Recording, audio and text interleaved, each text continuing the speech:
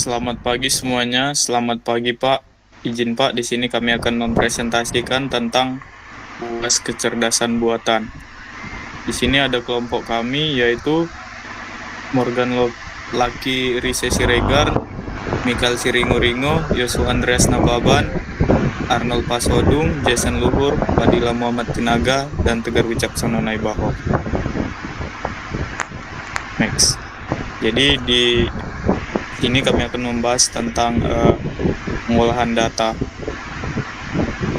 Yang pertama di situ di programnya ada yaitu import math, import statistik, import numpy snp, import skype stats, import panda spd, kemudian from start model tsa.tsa.statTools, import adfuller, kemudian from start model.graphic.subplots atau import plot ACF. Kemudian ada import matplotlib atau matplotlib.pyplot splt dan from start model.tsa.arima.model atau import arima.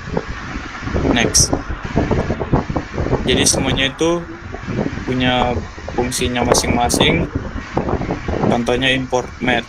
Jadi import math ini berfungsi sebagai library Python yang berguna untuk operasi matematika dasar dan lanjutan. Ada contohnya yaitu math.squared atau untuk menghitung akar kuadrat. Kemudian ada math.p nilai konstanta pi, math.factorial untuk menghitung akar faktorial. Kemudian math.sinx, math.cosx, math.tanx untuk fungsi trigonometri.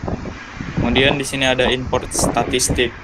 Jadi library di Python itu import statistik berfungsi untuk contohnya ada statistik min untuk menghitung rata-rata, median untuk menghitung nilai tengah, kemudian statistik.mode untuk menghitung modus, dan statistik.stdev atau menghitung standar deviasi. Kemudian library ketiga ada import numpy. Jadi library di Python ini untuk komputasi numerik, khususnya dengan array. Contohnya numpy.array untuk membuat array, numpy.min untuk menghitung rata-rata, numpy.std untuk menghitung standar deviasi. Kemudian ada juga yang dipakai pada operasi aljabar linear. Contohnya numpy. Dan operasi elemen array atau numpy.add maupun numpy.multiply. Next. Oke, selanjutnya ada import spicy.stats, merupakan modul statistik dalam library SciPy untuk menganalisis statistik lanjutan. Contoh fungsinya yang pertama ada spicy.stats.norm, itu untuk distribusi normal. Yang kedua ada spicy.stats.test_in, itu untuk uji T2 sampel independen. Yang ketiga spy.stats.person, itu untuk korelasi person.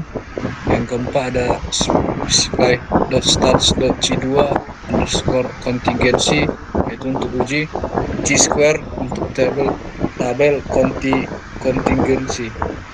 Yang kelima ada import pandas, itu library untuk analisis data berbasis tabel atau data frame. Contoh fungsinya itu pandas.dataframe untuk membuat data frame, pandas.read_CSV untuk membaca file CSV, df.describe untuk statistik deskriptif pada data frame, df.groupy itu untuk pengelompokan data, dan yang terakhir adalah df.log dan df.ilog untuk akses baris ataupun kolom. Dan yang keenam ada from stats models .tsa.status import add fuller. Fungsinya untuk melakukan augmented Dikey Fuller atau ADF test digunakan untuk memeriksa stenolaritas data time series.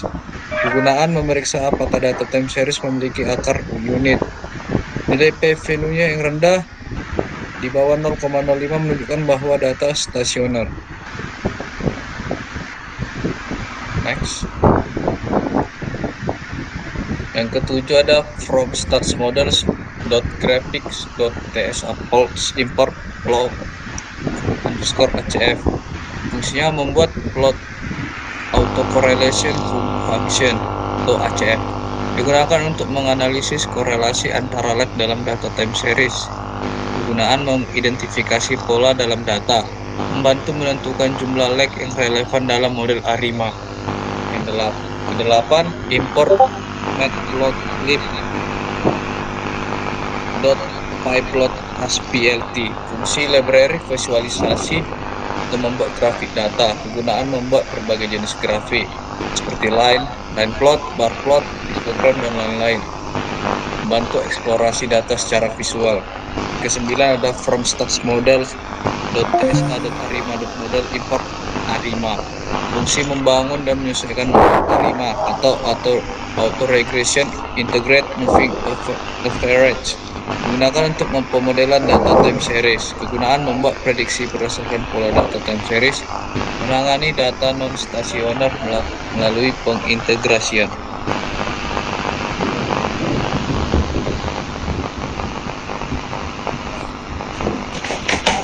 Nah, berikutnya ini merupakan tampilan dari dataset yang diatur melalui program data dengan pdread_csv yang ini tuh di dalam kurung ini merupakan nama dataset kita. Dan untuk penjelasannya, pdread_csv merupakan library pandas yang digunakan untuk membaca file CSV atau dataset kita.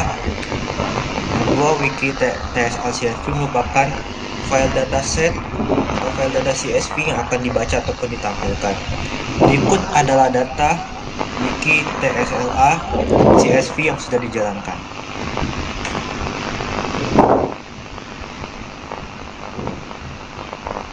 Nah, di situ dapat kita lihat tampilan dari data CSV yang sudah dijalankan.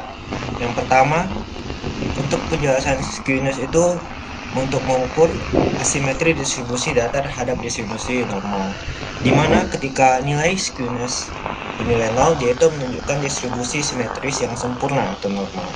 Ketika nilai skewness lebih besar daripada 0, yaitu menunjukkan distribusi miring ke kanan. Oleh distribusi lebih panjang di sisi kanan. Untuk nilai skewness lebih kecil dari 0 menunjukkan distribusi miring ke kiri atau negatif, yang artinya ekor distribusi lebih panjang di sisi kiri. Yang kedua, kurtosis. Kurtosis itu adalah ukuran statistik yang menggambarkan derajat kelicikan atau tailoredness distribusi data dibandingkan distribusi normal. Kurtosis dapat membantu kita untuk memahami karakteristik ekor distribusi. Untuk kurtosis normal atau mesokurtik, nilai kurtosis sama dengan 3, yaitu memiliki distribusi yang kelicikannya mirip dengan distribusi normal. Untuk kurtosis tinggi atau leptokurtik, yaitu nilai kurtosisnya lebih besar dari 3, di mana distribusi memiliki ekor yang lebih tebal dan puncak yang lebih tajam. Dan kurtosis rendah atau latikurtik, di mana dia itu memiliki nilai kurtosis lebih kecil dari 3, di mana nilai distribusi memiliki ekor yang lebih tipis dan puncak yang lebih datar. Yang ketiga, dapat dilihat juga yaitu adanya autokorelasi, di mana autokorelasi ini adalah ukuran statistik yang menggambarkan sejauh mana nilai dalam serangkaian data atau time series berkorelasi dengan nilai lain pada lag tertentu. Ini untuk menganalisis data baru atau time series dan untuk mengidentifikasi pola berulang, tren, atau hubungan musiman. Nah, yang pertama ada jenis autokorelasi positif, yaitu untuk nilai tinggi pada suatu waktu diikuti oleh nilai tinggi pada waktu berikutnya. Yang kedua ada autokorelasi negatif, yaitu nilai tinggi pada suatu waktu diikuti oleh nilai rendah pada waktu berikutnya. Yang ketiga ada autokorelasi nol, di mana tidak ada hubungan linear antara nilai pada waktu yang berbeda.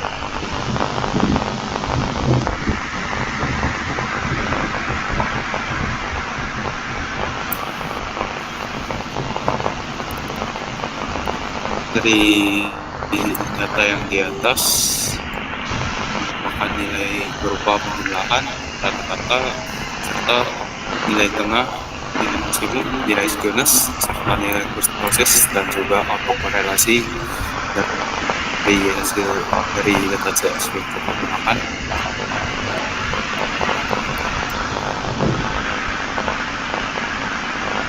Berikut adalah distribusi data dan plot histogram dari questions-nya, yaitu data open ini adalah data numerik yang akan diplot ke dalam histogram.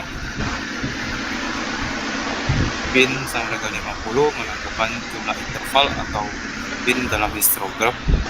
Histogram akan memiliki 50 batang yang masing-masing mewakili tentang nilai dari data. Alpha sama dengan 0,6 menentukan transparansi dari batang histogram.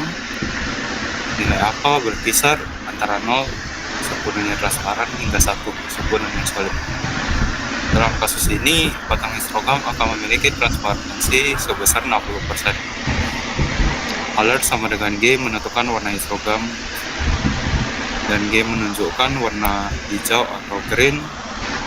Plot title-nya adalah Wikitesla menunjukkan judul yang akan diberikan pada tabel histogram. Plot show menunjukkan tampilan histogram dari program yang kita buat.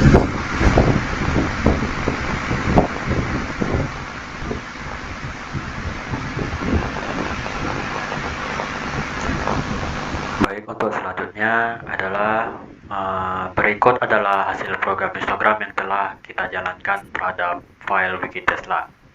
Judulnya di sini adalah Wikitesla dan range antar nilainya yaitu 50.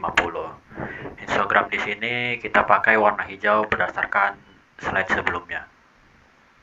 Dan berikut adalah grafik dari autokorelasi dari file Wikitesla tadi. Plot ACF ini berasal dari fungsi pustaka statsmodel.graphics.statplots yang digunakan untuk memplot autokorelasi data deret waktu untuk memahami hubungan antara nilai saat ini dengan nilai di masa lalu atau yang sering kita sebut lagging. Data open merupakan data input yang berupa deret waktu dalam yang kita sebut juga sebagai time series. Lex-nya adalah 30 yang menunjukkan jumlah lex yang ingin dianalisis dan diplot. Dalam kasus ini autokorelasi akan dihitung dan diplot hingga 30 lex.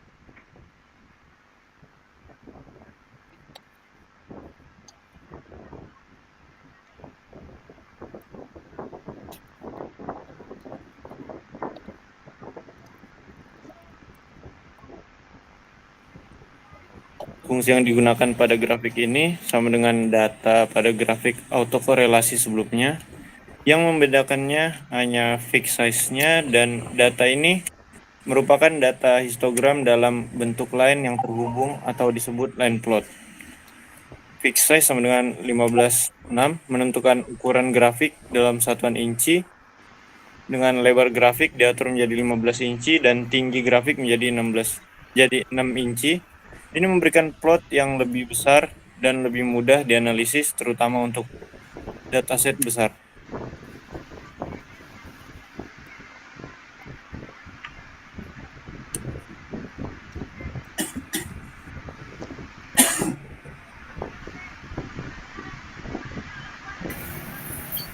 Baik, selanjutnya, karena dari data sebelumnya masih menunjukkan data yang kurang baik, dikarenakan nilai dari skewness-nya terlalu tinggi, maka kita perlu memperbaiki datanya menggunakan fungsi. Seperti yang ada di gambar, beberapa fungsinya. Yang pertama itu ada data open. Ini mengacu pada kolom open dalam data frame data. Biasanya berisi data numerik, misalnya harga pembukaan open price dari suatu aset keuangan. Yang kedua ada div. Fungsi ini menghitung selisih antara nilai saat ini dengan nilai sebelumnya untuk setiap baris. Seperti yang tertera ada rumusnya, yaitu div i sama dengan data open i data open i dikurang 1. Nilai pada baris pertama akan menjadi NaN karena tidak ada nilai sebelumnya untuk dihitung. Selanjutnya nomor yang ketiga ada drop nah. Fungsi ini untuk menghapus nilai NaN yang dihasilkan pada baris pertama akibat operasi div. Setelah baris dengan nilai NaN dihapus, hasilnya hanya berisi selisih antara baris yang valid. Yang keempat ada fungsi df_div. Variabel ini menyimpan hasil differencing, yaitu perubahan antar nilai berturut-turut dari kolom open. Lanjut.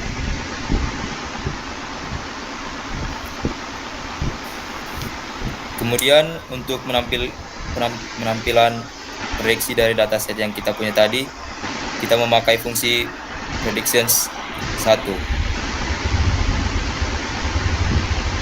PI adalah nilai prediksi pada indeks GI, sedangkan TI adalah nilai aktual pada indeks GI.